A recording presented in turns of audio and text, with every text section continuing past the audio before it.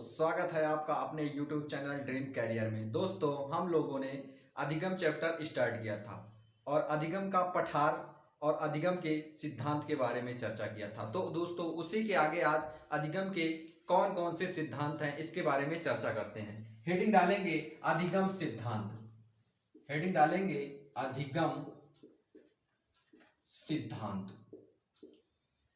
देखते हैं दोस्तों, जो अधिगम सिद्धांत है इसको हम लोग टू पार्ट में डिवाइड करते हैं। सबसे पहले कि अधिगम के व्यवहारवादी मनोवैज्ञानिक कितने थे और दूसरे अधिगम के संज्ञानात्मक मनोवैज्ञानिक कितने थे। तो इसको दो पार्ट में डिवाइड करते हैं। सबसे पहले लिखते हैं व्यवहारवादी मनोवैज्ञानिक, व्यवहारवादी मनोवैज्ञानिक।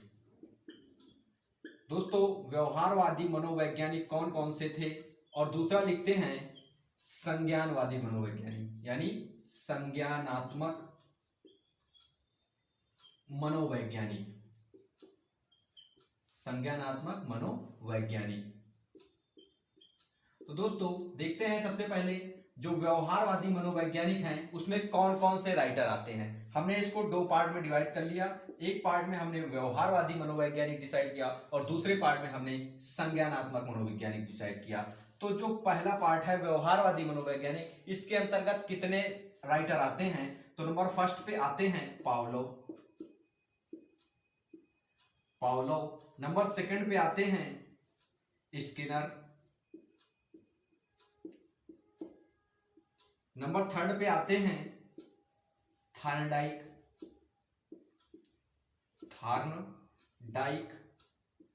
और नंबर फोर्थ पे आते हैं क्लार्क हल।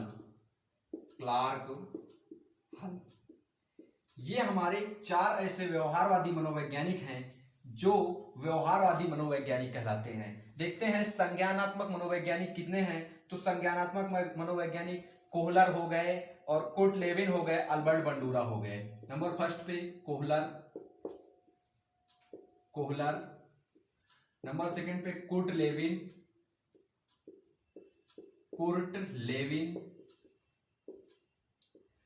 और नंबर थर्ड पे अल्बर्ट बंडूरा। दोस्तों, ये थी समरी और हम सबसे एक एक राइटर को स्टार्ट करेंगे। सबसे पहले व्यवहारवादी मनोवैज्ञानिक स्टार्ट करते हैं पावलोव। देखते हैं पावलोव ने कौन सा प्रयोग किया, कैसे प्रयोग किया, उसके बारे में चर्चा करते हैं। तो इसको इरेज करते हैं और हेडिंग लगाएंगे हम लोग पावलोव। हम लोग अधिगम के सिद्धांत के बारे में चर्चा कर रहे हैं। अब स्टार्ट करेंगे पावलोव, हेडिंग डालेंगे पावलोव। दोस्तों, सबसे पहले देखते हैं पावलोव एक रूसी वैज्ञानिक थे। पावलोव कैसे वैज्ञानिक थे। पावलोव एक रूस के वैज्ञानिक थे।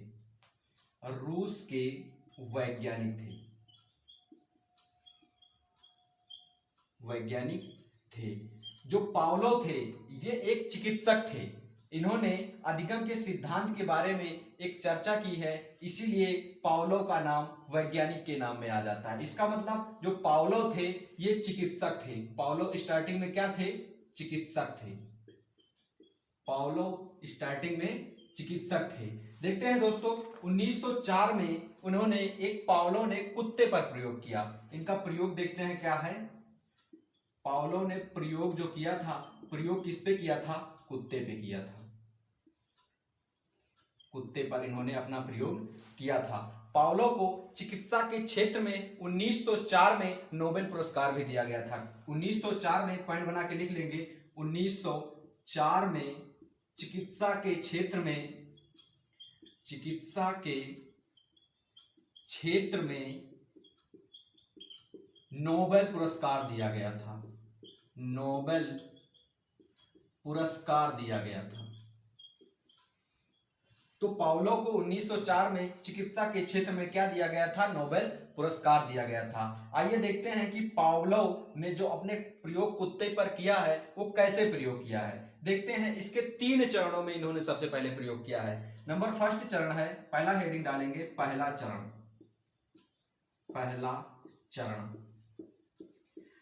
चरण में पावलोव ने एक कुत्ते को बांध दिया और उसके सामने भोजन रख दिया।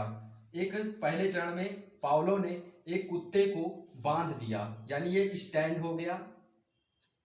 स्टैंड में इन्होंने कुत्ते को यहां पर बांध दिया, यानी स्टैंड में कुत्ते को पाउलो ने बांध दिया। और देखते हैं फिर उसके आगे हुआ क्या, यानी स्टैंड जो है ये स्वाभाविक उद्दीपक है। क्या है? स्वाभाविक उद्दीपक है। स्वाभाविक उद्दीपक है। जब स्वाभाविक उद्दीपक है और इन्होंने जो ये रखा, उसके बाद जब बांधा तो उसके बाद यहां पर भोजन रख दिया था, यहां पर भोजन रख दिया था। तो कुत्ते ने जैसे ही भोजन को देखा, कुत्ते के लार आ गई। तो स्वाभाविक उद्दीपक ये स्टैंड और कुत्ता जो बना हुआ है ये हो गया। और जो स्वाभाविक अनुक्रिया हुई, मतलब जो लार आई, भोजन को देख करके आई, लार आई, जो लार आई इसे ही क्या कहते हैं? स्वाभाविक अनुक्रिया। इससे क्या हो गया? स्वाभाविक अनुक्रिया हुई। स्वाभाविक अनुक्रिया। स्वाभाविक उद्दीपक को बोलते हैं UCS, अनकंडीशनल स्टिमुलस। और स्वाभाविक अनुक्रिया को कहते हैं UCR, यानी अनकंडीशनल रिप्रेजेंटेटिव, मतलब कि अनकंडीशनल रिस्पॉन्स। ये हो गया मतलब स्वाभाविक उद्दीपक और स्वाभाविक अनुक्रिया। आइए देखते हैं, ये हुआ हमारा पहला चरण। दूसरे चरण में देखते हैं कुत्ता ने क्या किया। दोस्तों इसको इरेज करते हैं। यानी पहले चरण में स्वाभाविक उद्दीपक और स्वाभाविक अनुक्रिया हुई। आपको ये याद रखना है, UCS = UCR। दूसरे चरण में हेडिंग डालेंगे, दूसरा चरण में क्या हुआ। दूसरे चरण में इन्होंने सबसे पहले कुत्ते को बांध दिया। ठीक है, ये स्टैंड हो गया हमारा।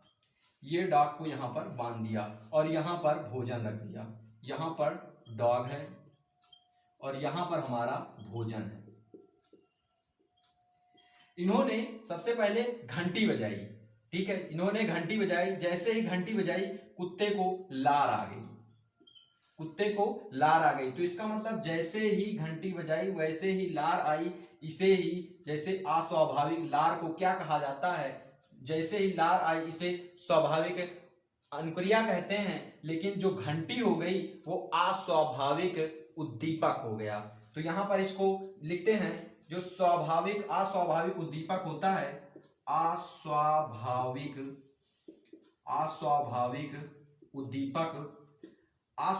उद्दीपक को हम कहते हैं, जो घंटी बजाई है इसे अस्वाभाविक उद्दीपक कहते हैं। अस्वाभाविक उद्दीपक को CS यानी कंडीशनल स्टिमुलस प्लस ये तो ये हो गया, और जो ये भोजन हो गया इसे स्वाभाविक उद्दीपक कहते हैं। स्वाभाविक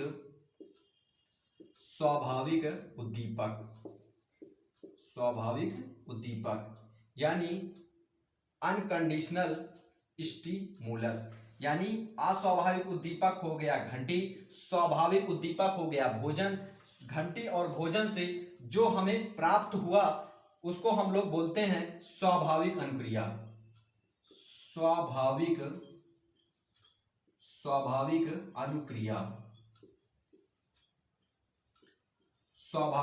अनुक्रिया इसे बोलते हैं अनकंडीशनल रिस्पॉन्स।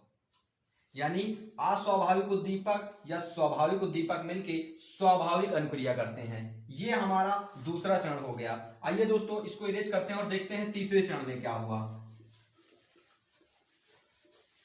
इसको इरेज करते हैं, तीसरा चरण हेडिंग डालेंगे, तीसरा चरण हेडिंग डालेंगे, तीसरा चरण। तो दोस्तों जो तीसरे चरण में हुआ, सबसे पहले एक स्टैंड लगा हुआ था। ये स्टैंड है, यहां पर डॉग है और यहां पर हमारा भोजन है। इस चरण में क्या हुआ, जैसे ही कुत्ते को घंटी बजाई यानी अस्वाभाविक उद्दीपक दिया गया, लेकिन कुत्ते को भोजन मतलब कुत्ते को लार नहीं आई। लार क्यों नहीं आई? क्योंकि पिछले स्टेप में कुत्ते को अस्वाभाविक उद्दीपक दिया गया था और उसके बाद उसने स्वाभाविक अनुक्रिया किया था और उसको भोजन नहीं मिला था, इसलिए इस बार घंटी बजाई गई और कुत्ते को स्वाभाविक उद्दीपक की प्राप्ति नहीं हुई, इसलिए वो अस्वाभाविक अनुक्रिया कर लिया। देखते हैं इसमें क्या हुआ। अस्वाभाविक जो घंटी की आवाज हुई वो अस्वाभाविक उद्दीपक है। जो घंटी की आवाज है, जो घंटी की आवाज है वो अस्वाभाविक उद्दीपक है। अस्वाभाविक उद्दीपक है, अस्वाभाविक उद्दीपक है। यानी पिछली बार भोजन को प्राप्ति नहीं हुई थी लेकिन उसके मुंह में लार आ गया था, तो अस्वाभाविक कंडीशनल स्टिमुलस, तो इससे भी अस्वाभाविक अनुक्रिया प्राप्त हुई। अस्वाभाविक अनुक्रिया हुई, अस्वाभाविक अनुक्रिया हुई। यानी इसमें क्या हुआ? कुत्ते को लार नहीं आई, कुत्ते को लार नहीं आई। आपको पता चल गया होगा कुत्ते को लार क्यों नहीं आई, क्योंकि पिछली बार घंटी बजा के कुत्ते को भोजन नहीं दिया गया था और उसको लार आ गई थी। अब की घंटी बजाया गया और इसीलिए लार नहीं आ गई, क्योंकि अस्वाभाविक उद्दीपक हुआ तो अस्वाभाविक अनुक्रिया हुई। इसे बोलते हैं कंडीशनल रिस्पॉन्स। तो दोस्तों इसके जो ये अस्वाभाविक उद्दीपक और अस्वाभाविक अनुक्रिया हुई, इसके अनुसार पावलोव ने के कुछ अन्य नाम भी हो गए हैं। इसको इरेज करते हैं तो देखते हैं क्या है। पावलोव ने अपने इस सिद्धांत को अन्य किस नामों से जाना है। पावलोव के अन्य सिद्धांत के नाम, पावलोव के सिद्धांत के अन्य नाम, सिद्धांत के अन्य नाम। दोस्तों यहां से क्वेश्चन बहुत बनता है। अन्य नाम देखते हैं। सबसे पहले कौन सा है? अनुकूलित अनुक्रिया। क्या नाम है? अनुकूलित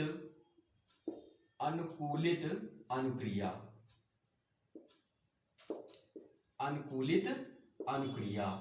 और क्या है? अनुबंधित अनुक्रिया, अनुबंधित अनुक्रिया। और किस नाम से जानते हैं? संबंध प्रत्यावर्तन के नाम से जानते हैं। संबंध प्रत्यावर्तन के नाम से जानते हैं। और किस नाम से जानते हैं? प्राचीन अनुबंधन के नाम से जानते हैं। प्राचीन अनुबंधन के नाम से जानते हैं। और किस नाम से जानते हैं? परंपरागत अनुबंधन, परंपरागत अनुबंधन। ये इतने नाम हो गए जिसे, और इसे क्लासिकल थ्योरी भी कहते हैं। Classical theory. ये इतने नाम हैं जिसे शास्त्रीय अनुबंधन भी कहते हैं। शास्त्रीय अनुबंधन। और इसे किस नाम से जाना जाता है? तो इसे एस थ्योरी के नाम से जाना जाता है। एस थ्योरी के नाम से जाना जाता है। इतने नाम कैसे, इन नामों की उत्पत्ति हुई? तो दोस्तों जो कुत्ते ने स्वाभाविक अनुक्रिया किया, जो घंटी बजी, उसके अनुसार यहाँ पर अनुकूलित अनुक्रिया, अनुबंधित अनुक्रिया, संबंध, प्राचीन अनुबंधन, परंपरागत अनुबंधन, शास्त्रीय अनुबंधन। इसको याद करने की ट्रिक है, अगर किसी भी वर्ड में अनुबंधन आ जाता है, यानी इसमें भी अनुकूलित अनुक्रिया आ गई, ये तो आपको याद ही रहेगा। अनुबंधित हो गया, यहाँ संबंध हो गया, यहाँ पर बंधन हो गया, और यहाँ पर अनुबंधन, यहाँ भी बंधन हो गया, यहाँ पर बंधन हो गया। यानी आपको, और जो SR थ्योरी है उसमें से S मतलब स्टिमुलस, तो ये याद करने की ट्रिक है। अगर बंधन आ गया तो आपको पावलोव ही लगाना है।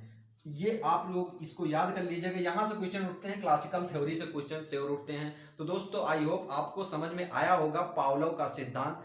नेक्स्ट वीडियो में स्टार्ट करेंगे थॉर्नडाइक। थॉर्नडाइक ने बिल्ली पर प्रयोग किया है, कैसे बिल्ली पर प्रयोग किया है। आज की दोस्तों क्लास यहीं तक, मिलते हैं नेक्स्ट वीडियो में। जय हिंद दोस्तों, थैंक यू।